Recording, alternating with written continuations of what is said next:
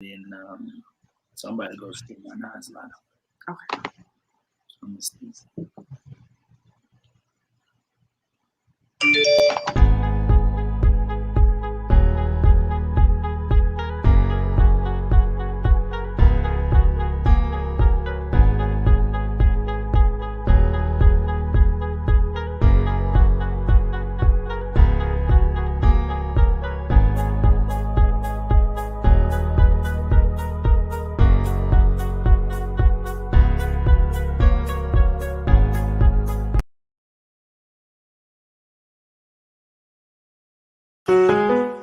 I'm living a beautiful life. I'm making a beautiful life. I'm changing, rearranging. I see a beautiful day. It's coming my way.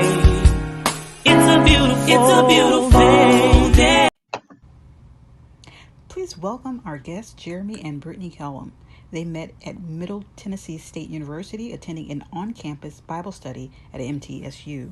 At this Bible study, Brittany gave her testimony about how she made a commitment to God and decided to practice abstinence.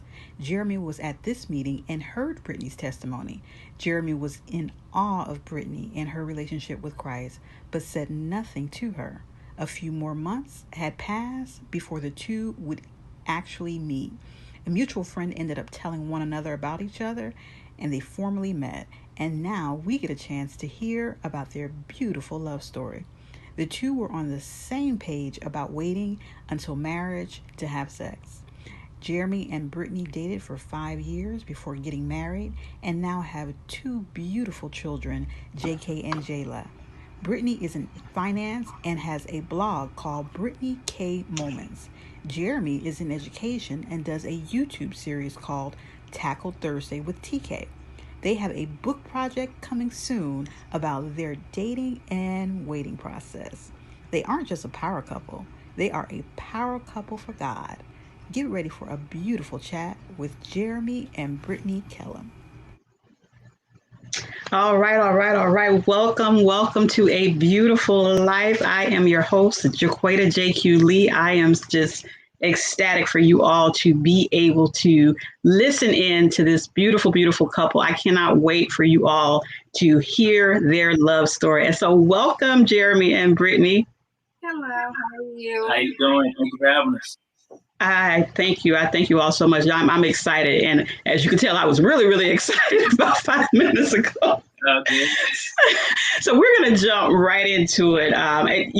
Your story, I'm always grateful to be able to share stories like this. I think that it does not get enough press. And, this show specifically is to share why our lives are beautiful. It's not just material things, or it's not just from an external point, but it really is to understand that God makes beauty from ashes, that he really takes our lives. And when it is a surrendered life, it is a life that can be poured out. And so I want to jump right into their story, because I think oftentimes when people hear this conversation, it can be polarizing.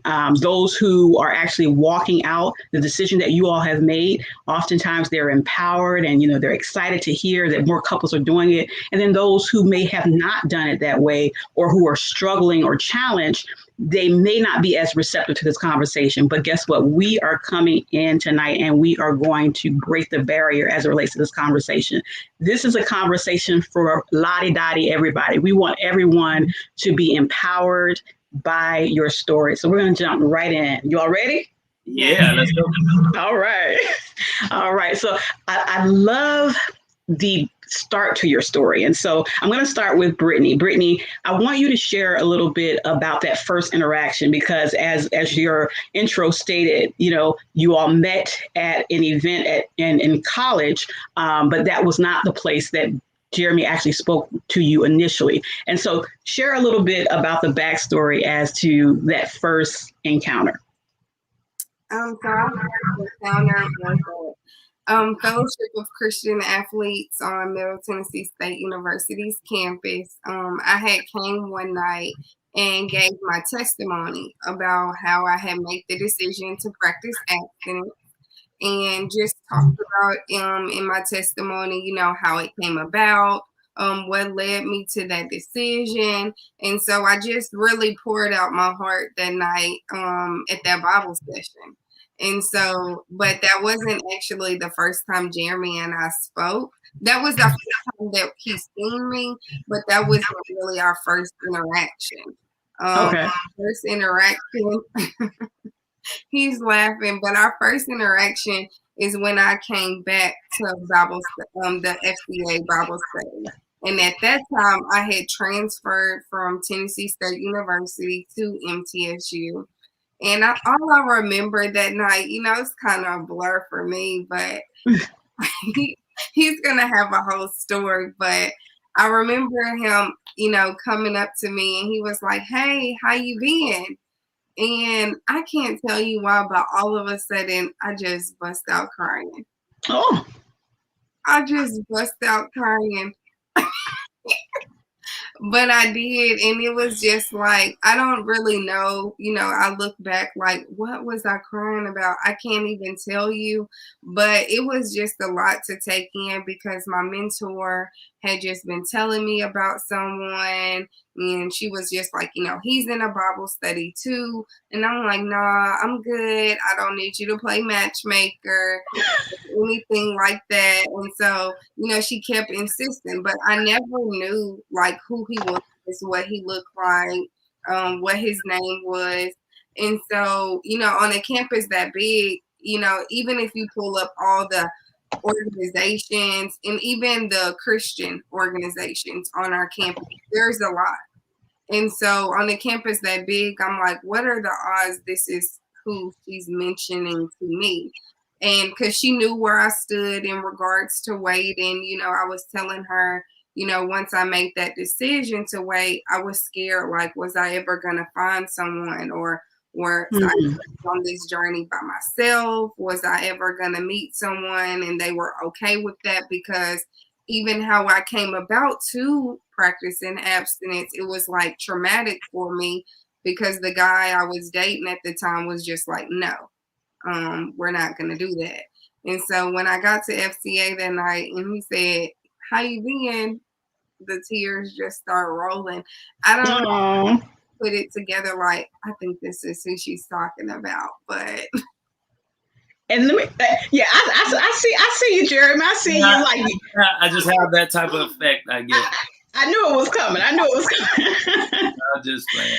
No, you know what? And that is just so beautiful when you can really have someone think enough of both of you to say, you know what, I believe that you two should meet, And so there's an interesting thing that I want to chime in on what you said, Brittany, because I think it is often a challenge for many women of God, particularly those who have made that decision to remain abstinent until marriage.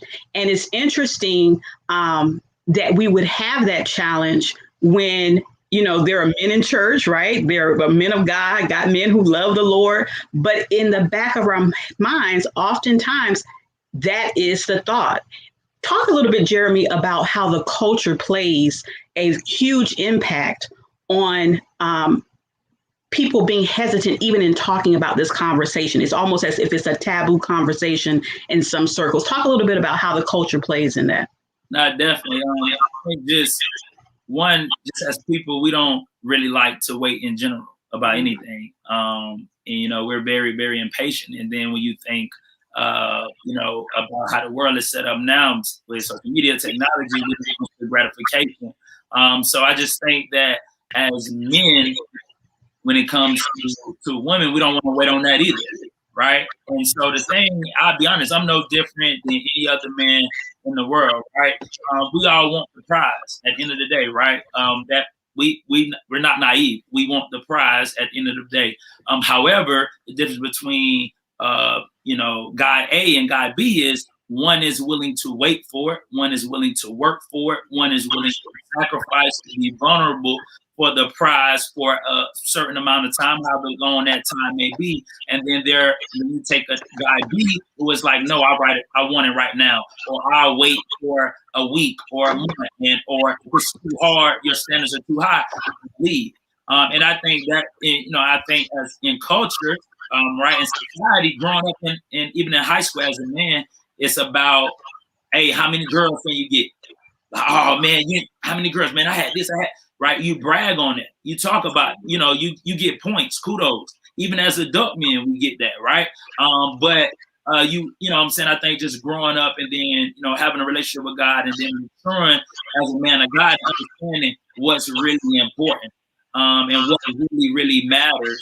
And then not listening or paying attention to what the world says, but paying attention to what God's word says, and why is he saying that? Why is he asking us to wait? It's not that he doesn't want us to have sex. He created it.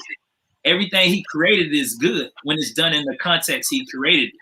And right. So sex is amazing between a woman and a man that's married. But when it still could be good outside of that, but it's not what God created it to be. There are consequences that come with that outside of it. So I think just really just paying attention to what God's word says, and then understanding why he's asking, his people or people in general to wait until marriage, because he's not trying to keep you away from having fun. No, he's trying to keep you away from consequences like STDs or unplanned pregnancies or having a baby with a woman and then not being with her, and then she put you on child support and not having those are consequences that come a lot of times with, choosing to fornicate with, women that aren't not married with you. So, and it's interesting because we often talk about those consequences, and I often share within that dialogue, even to it coming down to how badly do I want to please God,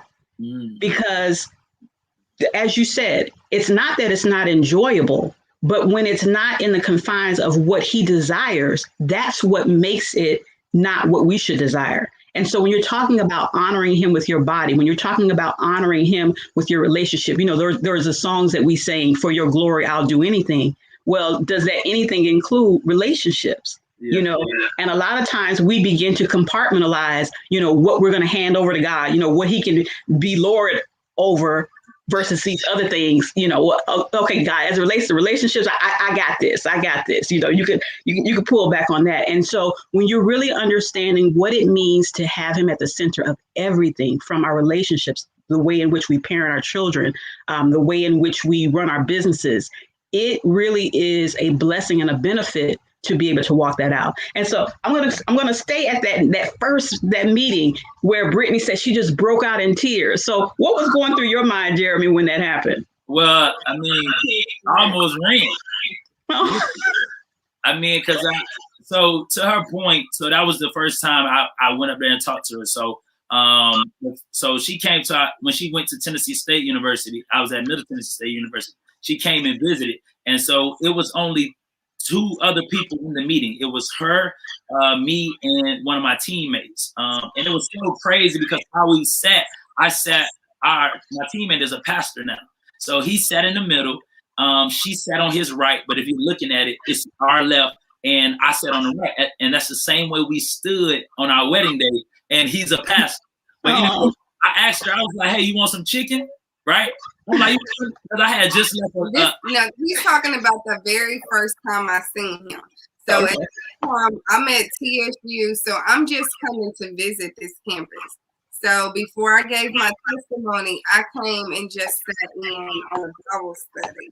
So that's what he's referring to. This is the first time I'm ever seeing him. What did you ask? Yeah, so I'm polite, being the gentleman that I am.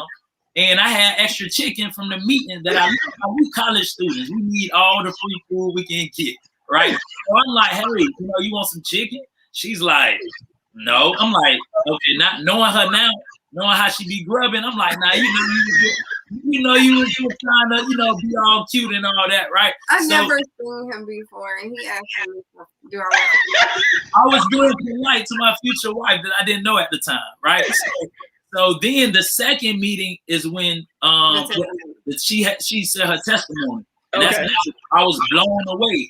And I was like, whoa. I was like, that's what I'm talking about. Like, that's good to hear. I never seen a woman my age on fire for God like that, and her commitment. And I was like, man, I'm striving in my own life to get to that point of, practicing abstinence and being there. And so then, but like I said, I was shy, scared, didn't want to talk to her. So I just let her, she just left, went on campus. I never seen her, up to the next time when she came. And that's when I came. I was like, how you doing? She broke down crying. I'm like, you good? You all right? Like, these tears just start running, And so I literally, I didn't say anything else to her that whole meeting. And after I called, because our mutual friend was the first lady at my church. So it was her mentor, but the first lady at my church. I called her, I say, look, hey, I don't think she like me, but if she do, give her my number, what I'm saying? Tell her to text me and we'll go from there. So, we went from there. She just said, hey, this is Brittany. And we went from there, became Facebook friends and, becoming Facebook friends with Pete back then. So and then you all began to attend the Bible study together. And then we started coming together. Our first date. What our first date was? It was at FCA. Our first date was the FCA Bible study. And then we went to the movies. Yeah, then we went to the movies. Hey, listen, they're married, so that was a phenomenal first date. Yeah. Phenomenal. I love that. Talk a little bit when you're talking about this decision that now, both of you are making. I think this is so empowering because to hear you, Jeremy, make mention of hearing a woman, for the first time openly share that, be comfortable enough in where she is with God to share that.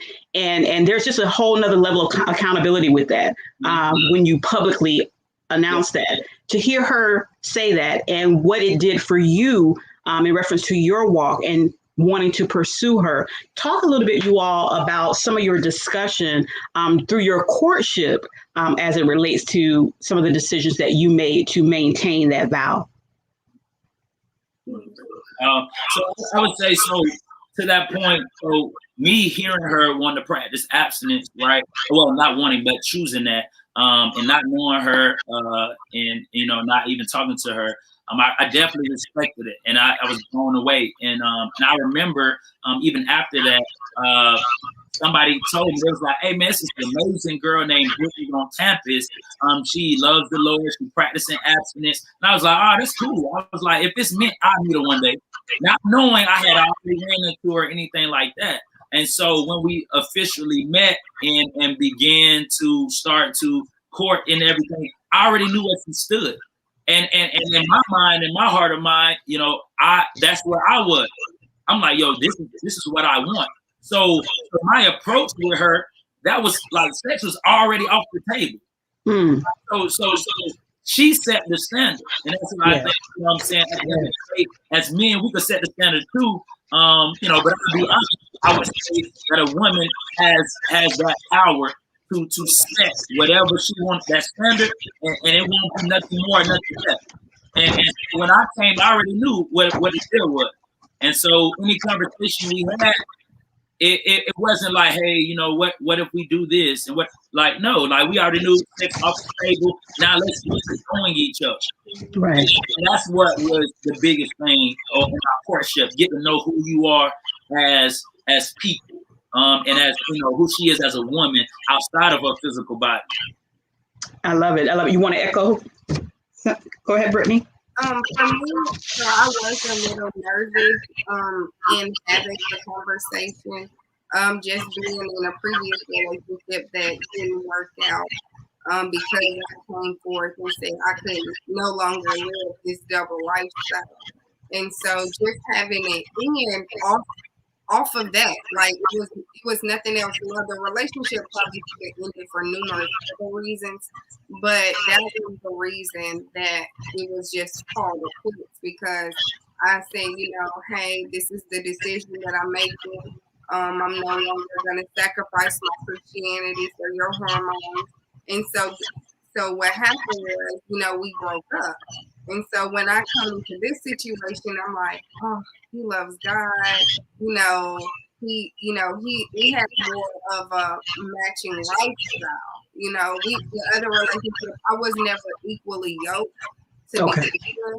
And so when it ended off of that, I kind of knew in the back of my head it was gonna come to an end.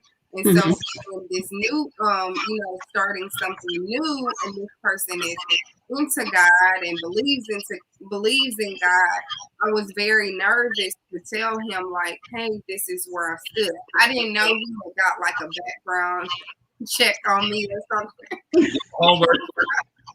So I didn't know, but I just was just like, I'm gonna have to let him know this is where I stood. And so, when I did let him know, he was receptive to it. And I was happy for that because it just let me know like I wasn't trying to make him feel like, hey, this was something that was gonna be easy because I knew I didn't make the decision and it was just like, you know what? I never thought about sex. You know what? This is about to be so easy, but I had to die to myself. And that is why I came to the conclusion. So I know we mentioned earlier, to avoid some of the consequences. But if I'm honest, it wasn't any consequences why I came to my decision. So it wasn't like an unwanted pregnancy. It wasn't an STD. It wasn't, anything. It was my conscience. Right. So, Right.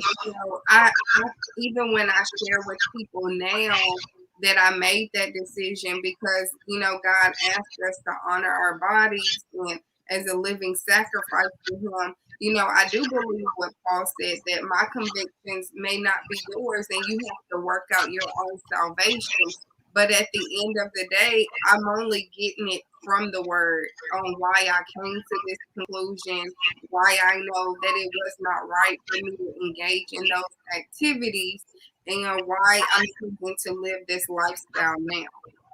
And that was a huge reason why I added that to the conversation, because sometimes we do it from a fear of God, coming down and spanking us for our decisions, when we can also make that decision because we love him and we want to honor him. And so the transition, Brittany, from you openly sharing that to Jeremy being intrigued by actually hearing a woman say that, to you all now being introduced to someone and now we're going into your courtship. Talk a little bit about, because I love and Jeremy, you were about to go into that, about some of the specific things that you all did. Share with our beautiful viewing audience some of the benefits as it relates to courtship, and having made that decision. Gotcha. I think that the biggest thing about courtship is that's your building of, that's where you build your foundation of your relationship. Especially if you plan on getting married. So if you plan on getting married, your marriage stands and sits on the foundation you set during your courtship. And I think that whether you're like us, where we're proponents of waiting until marriage, but if someone doesn't believe that, we still are of the belief that you should wait a substantial amount of time before you include sex in your relationship, because I believe that sex is heavy. God created, He the manufacturer.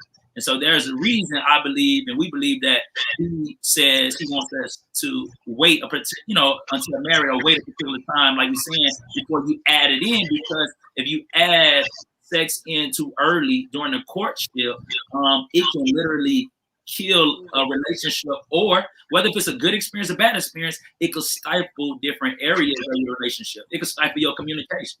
You can choose to not verbally communicate and let sex be the only way you communicate, or you can use sex as the only way that you get over argument. So what happens when you're not having sex and you have an argument, right? So because during our courtship, God gave us the strength and the ability to be at, even though it was very, very difficult, but gave us the ability to be able to wait. Right now, us being married, we stand on that foundation. So whatever, whatever may come up or whatever the case may be, we're able to go and say, our relationship is built on love. It's built on friendship. It's built on who we really are.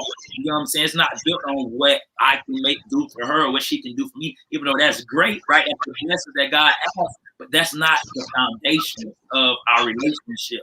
Now, sex is amazing. That's what God likes. Sex is awesome. but he don't want that to be the foundation what your relationship stands on. And so Jeremy want to make it real clear. It's awesome. It's awesome. I'm not even gonna act like, you know, because like to your point, I'm trying to hit both sides of the viewer. You got it's a viewer out there that's like, look, man, I don't even think waiting is possible, right? Mm-hmm. And you got people that look, I waited.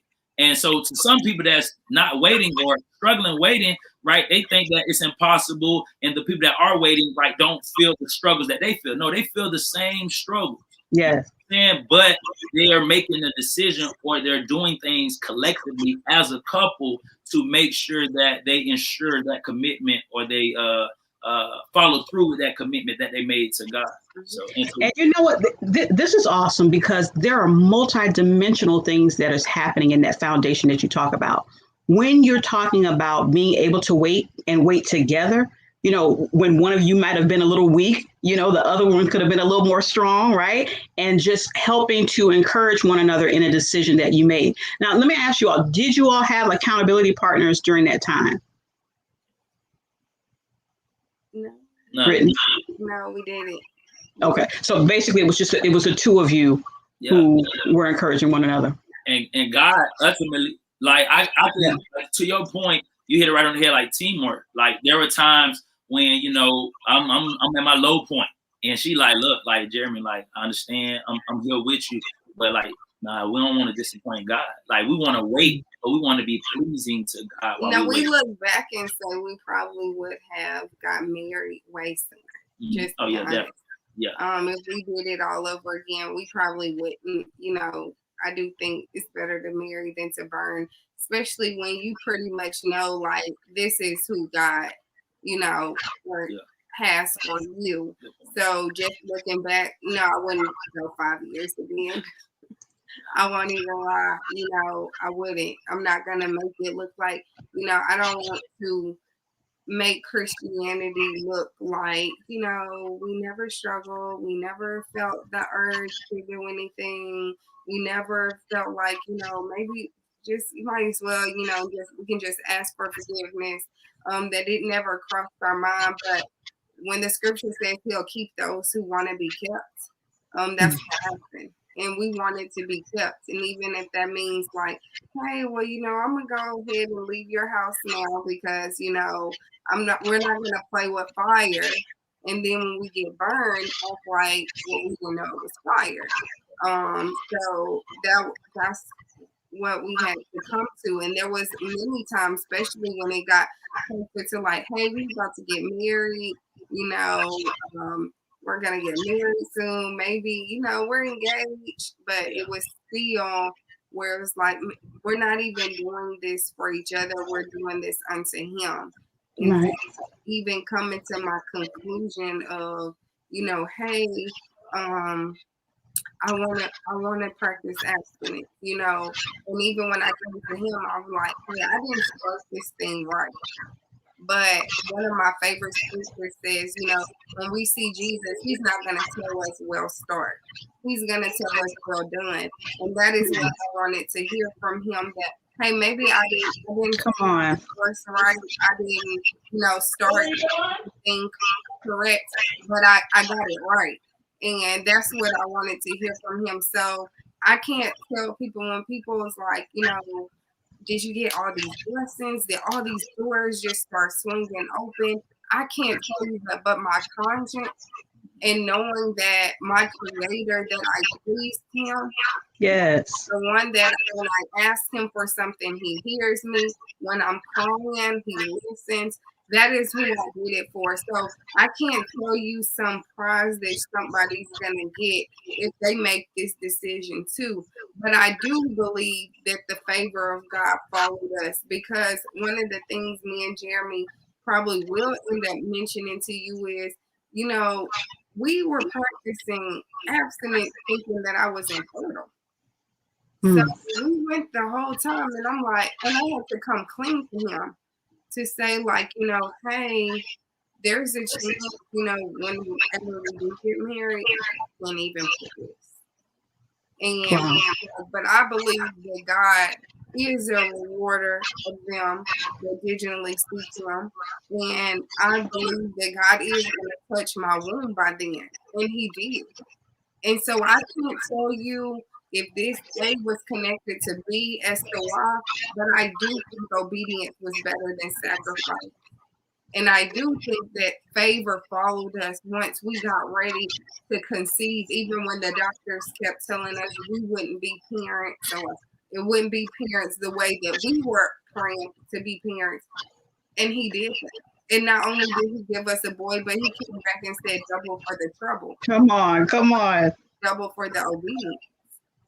Listen, okay? I can't literally get up and run around this room, so I'm doing it. Just know I'm doing it in my head. When I tell you that is a bomb drop. Let's start. Let's go all the way back and rewind on the. I'm not looking for a well start. I'm looking for a well done. And so it really is about how we finish this race, like how we finish what He sets before us. And I'm telling you, this is why our beautiful viewers, that I really wanted you to be able to hear this love story, because for them to be in this courtship for what, 5 years, you all said? Mm-hmm. 5 years, right? So we're not talking about somebody who said, okay, you shared this information with me. Okay, I'm gonna do this for 3 months. You got 90 days. Was that for the long haul? Yeah, I don't think we thought it was going to be 5 years. Yeah. No, and that's the thing. I think to the point. So, our goal wasn't to make it 5 years. You know what I'm saying? But you know, when you think about finances and different things, I was traveling, playing football professionally. I was doing long distance. So it was different things. And that's what we want also the viewers to know is like, in our walk, like God didn't say how long to wait. He didn't say you gotta wait 5 years. He didn't say you gotta wait. He was just, basically, don't fornicate, don't be sexually immoral. And then, like, to Brittany's point, it's about well done. Like, we met each other. We weren't virgins when we met each other. We waited with each other until we were married, but we weren't virgins. So we didn't start right. And so when we share our story, we know what a relationship looks like when you add sex in too early. And then we also see what happens and what can happen. We're not going to say, it's going to work out 100%, but we see the fruits of what can as well. So when we're talking, we talking on both sides. We can relate both ways. Yes, definitely to your point. Yeah.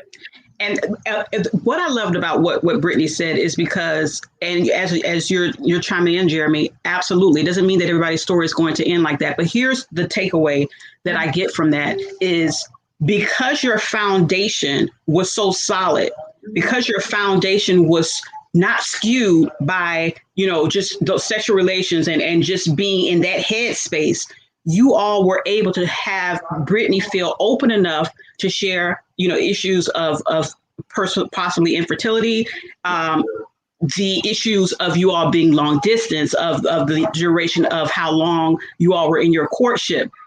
This is topics that many relationships would not be able to sustain. But because of where your foundation was, and that's really what I want to drive home tonight, like the benefits of saying, yes, Lord, the benefits of following Him with your whole heart and leaning not onto our own understanding, but really allowing Him to, through the Holy Spirit, strengthen us to make these decisions.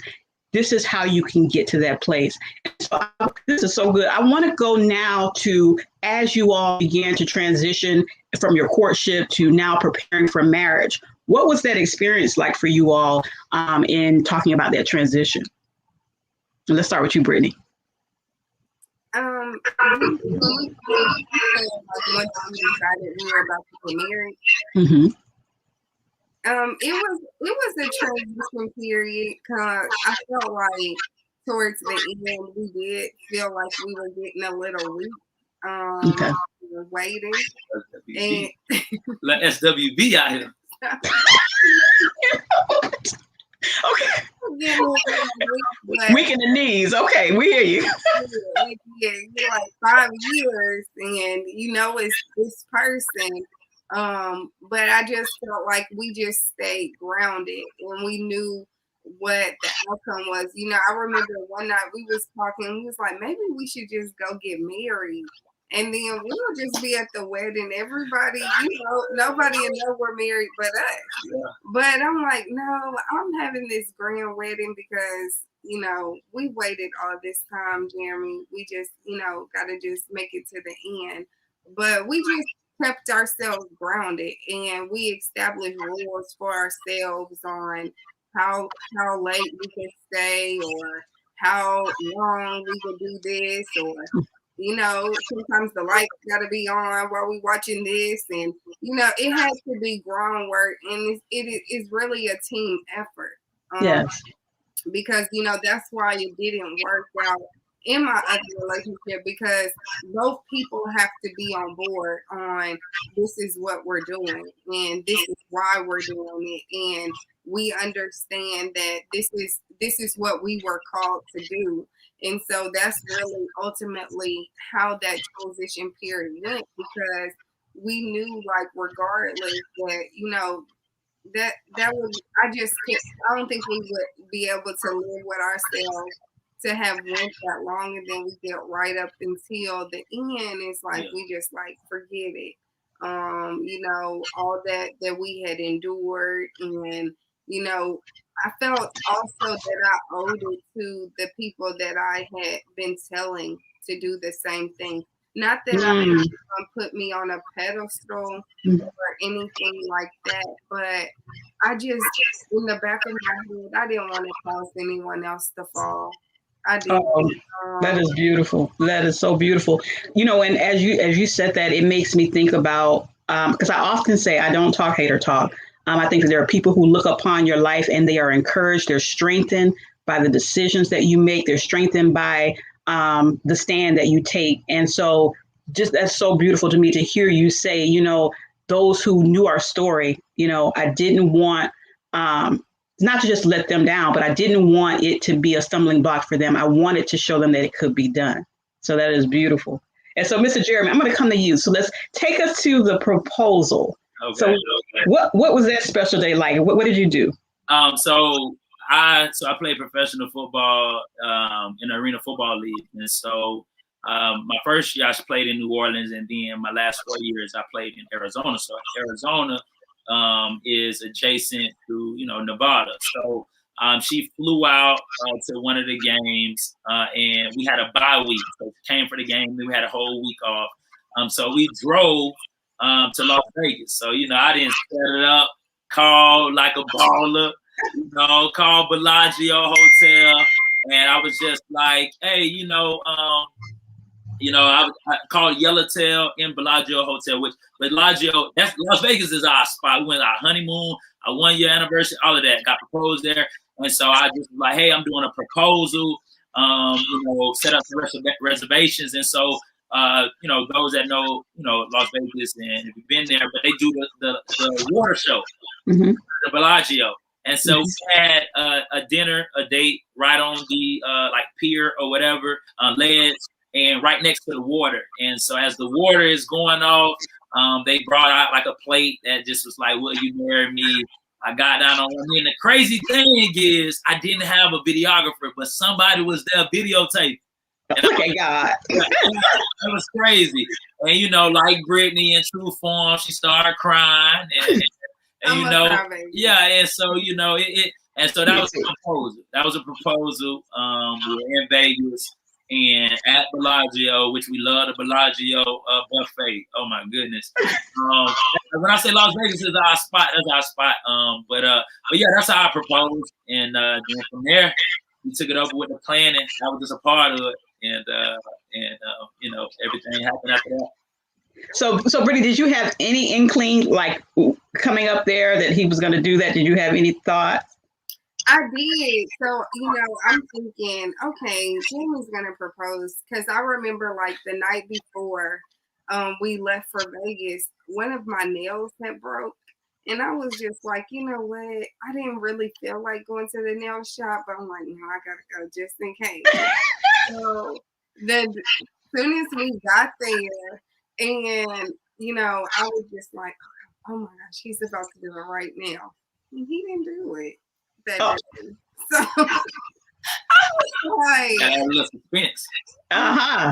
this is just a fun little trip for us. So we didn't do it the first day because I was like, he's probably gonna do it the first day. So the rest of the trip, we're just like on this natural high from the excitement. So when it didn't happen that day, I was like, oh, well, maybe not, maybe next time. So it caught me off guard when we got to the restaurant because I didn't see it coming. And that's the best. That's the best surprises because he had to kind of like psych you out for a little bit. Had to change the plate. So I want to go into this because as I mentioned, they have two beautiful children, and so I have this philosophy. I feel like your first date should be that opposite sex parent who actually takes his daughter out on her first date. He shows her, what that experience is and what that should be like. And so she now has this vantage point. So we're going to start with you, Jeremy. So taking Jayla out, what would be your love story, your comment to her on being the first person to take her out on her first date? Well, I would just basically tell her like that she can't date until she's about 35. No, I'm just playing now. But I would tell her like, hey, Jayla, you're getting older. You may start, having boyfriends. But just letting her know like you set the tone and you set the standard. I can't promise you that you will only attract great guys. Guys that may have bad intentions may come and try to talk to you. But what I can say is you control who stays and what stays by you setting the tone. Because if you set the tone and you say, look, this is not happening, I'm not doing X, Y, Z, then that will run away the guys that are there for that. And the one that stays, wants to be there more than that. Now, I'll be honest, guys, we like I say, you have the prize in mind. However, your standard will set the tone of who stays and what stays, what type of guy stays. So I would just let her know that the power is in your hand. At the end of the day, set the tone, and I can't control who will be attracted to you. But what I can say is you can control who and what stays. And so just empowering her to know, that it's not just on somebody else's decision as someone who says that they like her, but to like her with the standards that her mother had. And so I love it. So let's come to you, Brittany. So I wanted to end with Brittany with this conversation because oftentimes it is a conversation that we typically talk to our daughters about and not always our sons. And so you taking him out on his date on the first time, what would be your message to him, the love letter in relation to waiting and honoring not only the person whom he will love, but also himself in his decision? That is something I often think about because, I think about, with me and Jeremy practicing abstinence, and I just, sometimes I think about things before they happen and I'm working on that, but just thinking about, having my kids not feel like we're putting them on a pedestal that they can't fall or they can't make a mistake. But I want them to understand, that when we share, it's not so that they feel like they can't make a mistake. It's just so that we're trying to protect them from the mistakes that we've already made. And so, I know there's going to be things that Jayla's going to encounter. There's going to be things that Jeremy will encounter, but the scripture does tell us to train up a child in the way he should go. And so my goal is that when they do depart from us, whether it's college or, as they go on to their own endeavors, that they'll stay connected. And so I probably would really just tell, Jeremy to just remember how to treat a lady. I know for Jeremy, he tries to be an example for JK to see as a male figure. And I try my best to be an example of what JK can look for in a woman. Not that she might not have other qualities, but that he sees good qualities to look for. And my prayer is that, him understanding that she will submit to you, that she will follow your lead, and that the benefits of you being the leader and God asking you to be that leader. Me and Jeremy do think about, the tree with the apple. And it wasn't that God saying you can't have any apple. He just said, hey, not that apple. You can have this one. And so just explaining to him, like, hey, you're the leader. This is what God is asking of you. She's going to submit to you and to dare to be different. I understand, especially the pressure of a male to do it. Like, us females, we don't want to be labeled as things. So sometimes we end up falling into abstinence or celibacy for various reasons. Like, we didn't want that many on us to count and things like that, just being honest. But for males, it is a harder, even a bigger pressure because, sometimes the guys is like, no, you got to get this girl, you got to get this girl, you got to get this girl. But just going to encourage him to really just dare to be different, even amongst your peers. And that is beautiful, because it's so needed. It's so needed that we share the same message with our sons as we do with our daughters. And it really is, as we know, we all will stand before the Lord ourselves and have to take account of our lives. But it's something very beautiful and very powerful when you have an example of it being done and it being possible. And I think your love story speaks to people being able to see that not only is it possible, but amazing fruit come from doing it. And so as we wrap up, I want you all to close out, because I want a couple who may not be there yet, and but they're tired of coming to the altar, of having to repent for the same thing, and they know that if God is the center of this relationship, that it is going to be better off. So I want you all to speak as we close out. I want you all to speak to those individuals and just encourage them in their journey of courtship. So take it away. So I'll just encourage a couple that you're already in courtship and you're just dating, and the goal is ultimately to get married, but not just to have any type of marriage. You want to be fruitful and have a strong and healthy marriage. Every marriage goes through its ups and downs, but I can attest to our marriage. We go through any up and down, trials and tribulation, adversity, as any other marriage. But I think and I know what blesses and helps us to be able to stand and not just stand, but stand strong and be able to persevere through difficult times and challenges is because of the foundation that we established while we dated and we were in courtship, and removing and taking sex off of the table, and just really laying God down, keeping God first in our own personal lives, but keeping him first in our relationship, and then building up everything else on top of that, and getting to know who she was as a person intrinsically, and vice versa. Now you may be thinking like, well, okay, we already added sex into our relationship, so we lost it, or it's no coming back.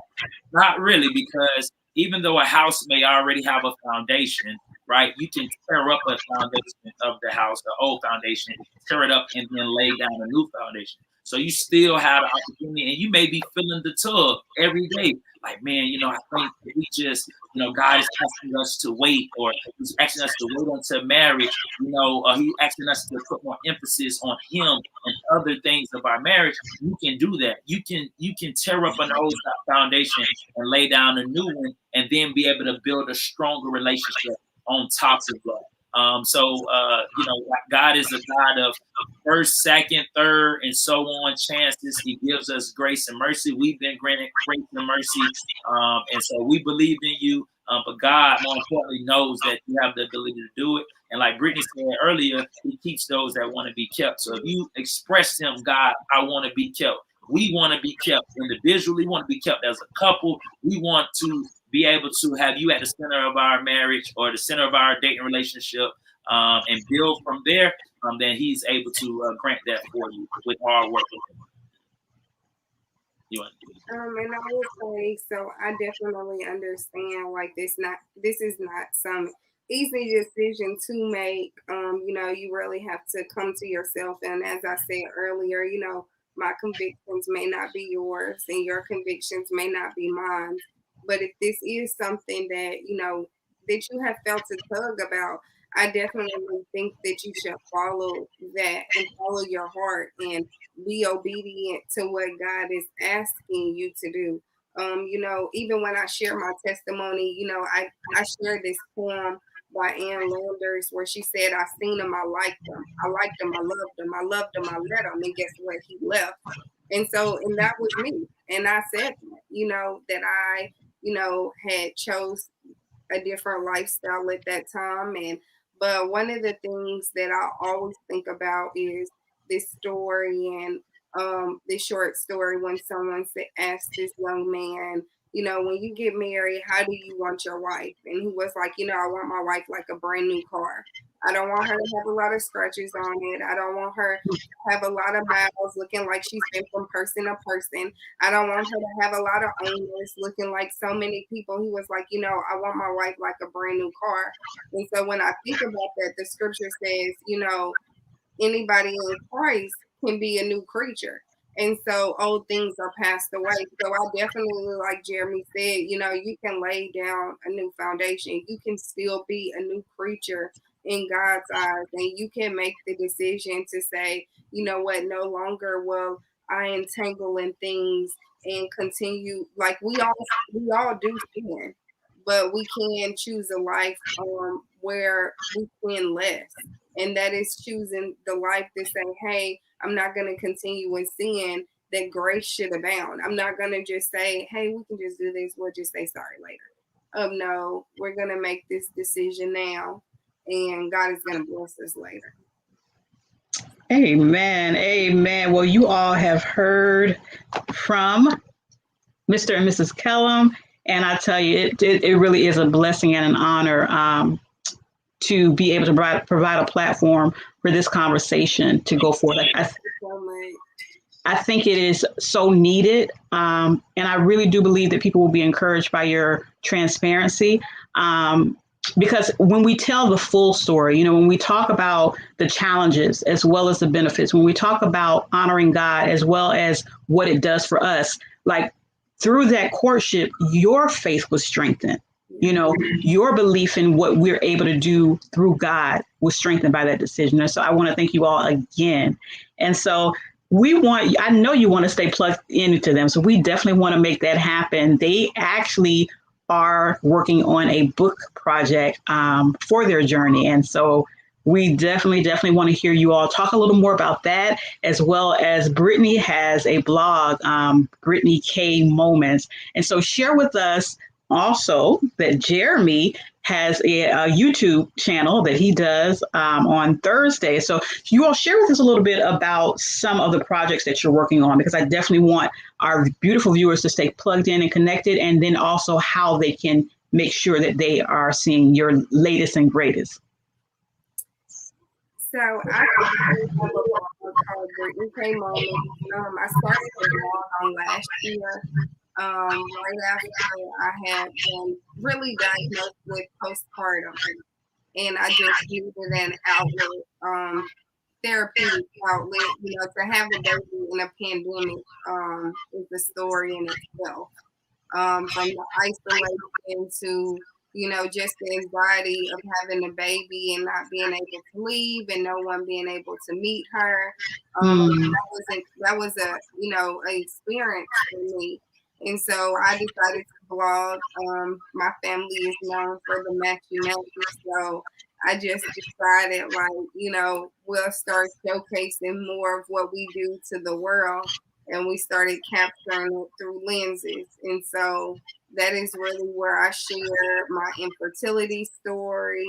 I share just various aspects of motherhood, various aspects of being a wife, and just various aspects of now I feel like, trying to find myself outside of being a mom, outside of being a wife, and just searching me, whether it be in my friendships or on my job and my career path, just seeing, really wanting to walk in purpose of who God designed for me to be.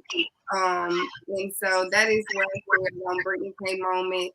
And I also will let Jeremy discuss our upcoming book project with you all. Yes, Okay. he mentioned Tackle Thursday. Okay, so definitely. So on Thursdays, I do Tackle Thursday with JK podcast. So it's on IG. It's on IG Lives, and then it's on Facebook Live as well. And then I take that and I put it on my YouTube channel, which is Jeremy Kellum, / We Impact Now / Win. So you can type in any of that; it should come up. You'll be able to subscribe. I also put some of my speaking engagements on there, me speaking at schools or different athletic teams on there as well. So feel free follow me on IG at JK_Impact and Brittany at Brittany K Moment, and also on Brittany K Lux Designs, because she'll tell y'all she an event planner and designer as well. So when y'all okay, fellow event planner, okay. Yeah, so as y'all see some of the balloon garlands and the flowers and the backdrops and the whole part, that's Brittany. She's doing all of that, and she's in the camera taking the pictures too. But definitely, so that those are ways where we're dropping content, putting content out, and then definitely we're working on our book that really journeys, pretty much covers what we talk about, but really we want it to be like a help guide to someone, a pamphlet type, but it's a book. But I'm talking about something you can grab and like, man, I'm going through this in life, or I want to do it, and it's a guide, a step on, why we, waited, dated and waited, what we learned from it, the lesson and the benefit of it, but also the struggles and things that we had to do. It may not be what someone else had, but we had to do. But to kind of share our journey and our story to waiting and getting married and different things, and our journey even after like the infertility battle of infertility. That's a whole nother story the way we might have to do a book on that as well. But God has been amazing, and that's really what we want to share through the book. But nevertheless, share our journey and be able to help those, because especially those in college, young adults, because we was in the midst, we was in our prime. You know what I'm saying? Mm-hmm. Yeah, you still in your prime. I ain't in my still in our prime, right? I'm sorry, you still in your prime. But what I'm saying, in college, we was in the heart of being a young adult. And we know what other college students are going through and young adults, and then you get out of college and going through that transition. So we definitely are working on that. So stay tuned. We should be dropping that in the fall of this year. Anything else about that? All right. So that's how you can follow us and what we're working on as well. All right. So give those blog sites and the website one more time. Okay, so for Brittany, BrittanyKMoments.com. So you can go on there, check out her blog and everything. On Instagram, Brittany K Moments. And then also her event planner design page, Brittany K Lux Design. Right, I'm promoting for it, right, and then for myself, JK on Instagram, JK_Impact, so JK Impact, and then on Facebook, obviously, you can do Brittany Kellum, and then you can do Jeremy Kellum, but also I have the page We Impact Now, so Win, as well. So that's how you can stay in contact with us as well. So beautiful viewers, we definitely want you all to definitely get connected with them. They are doing some phenomenal things for the kingdom, phenomenal things as a family and legacy. And so we want to make sure that as you continue to support A Beautiful Life, that you support those who are coming on the show and thought it not robbery to share their beautiful stories with you. I tell you, it is just so exciting to live this life for Christ. And as always, we want to always go to understanding the way in which we live a beautiful life is really surrender. We get to live a beautiful life out loud because of what Jesus Christ did. And so we invite you to give your heart to him. And I tell you, there is no greater gift than a surrendered life to Christ. And so We want to thank you all for joining in to A Beautiful Life. You can find us on Facebook, Instagram, and on YouTube. And so this will actually go into replay. We want to make sure that you are sharing, because sharing is most certainly caring. And as always, good night. I'm living a beautiful